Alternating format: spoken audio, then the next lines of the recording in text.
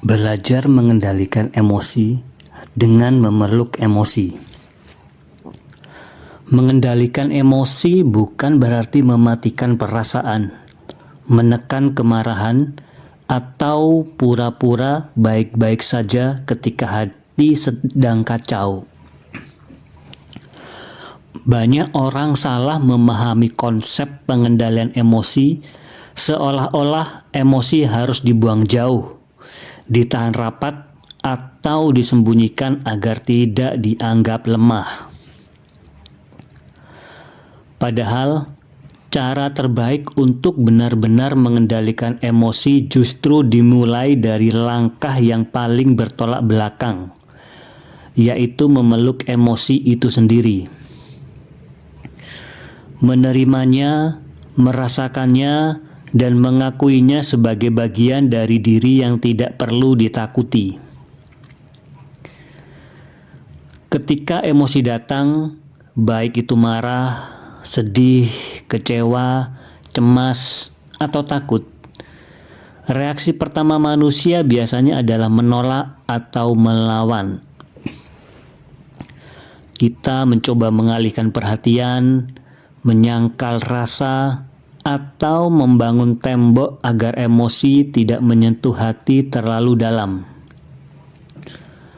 Namun penolakan hanya membuat emosi itu berdiam lebih lama. Yang ditekan justru semakin kuat. Yang ditahan justru makin menyakiti. Emosi seperti tamu. Jika kita menutup pintu, ia mengetuk lebih keras. Tetapi jika kita membukakan pintu dan mempersilakan masuk, ia akan pergi ketika waktunya tiba. Memeluk emosi bukan berarti membiarkannya menguasai kita. Itu berarti menghadapi kenyataan bahwa kita manusia yang bisa bersedih, terluka, dan marah.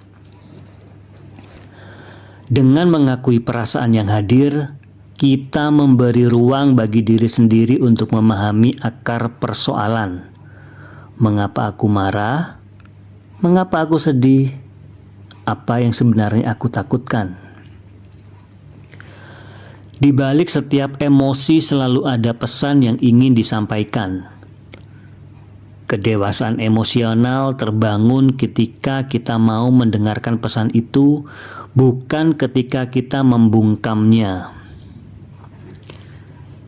Saat kita memeluk emosi, kita belajar bahwa semua perasaan adalah valid, meski tidak semua harus dituruti.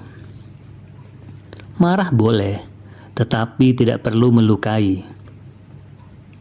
Sedih boleh, tetapi tidak perlu berlarut. Takut juga boleh, tetapi tidak harus membuat kita berhenti melangkah.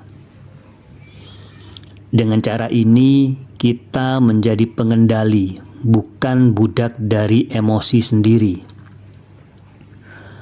Pengendalian emosi bukan soal menjadi dingin, tetapi mampu tetap tenang meski gelombang perasaan datang bergulung-gulung. Proses ini tentu tidak instan. Ada hari ketika kita mampu menguasai diri, dan ada hari ketika kita kewalahan. Namun setiap kali kita memilih untuk memeluk emosi, alih-alih menolaknya, kita memperkuat kemampuan batin. Kita mulai mengenali pola, memahami pemicu, dan menemukan cara meredakan diri. Emosi yang dulu terlihat menakutkan sekarang menjadi lebih mudah dipahami.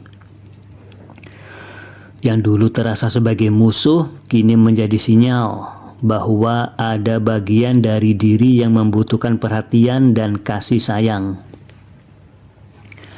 Pada akhirnya, belajar mengendalikan emosi dengan memeluk emosi adalah bentuk cinta kepada diri sendiri.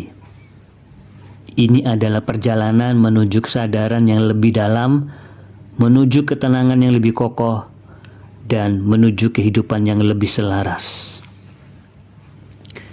Ketika kita sudah mampu memeluk perasaan kita sendiri, kita tidak lagi takut pada badai dalam hati.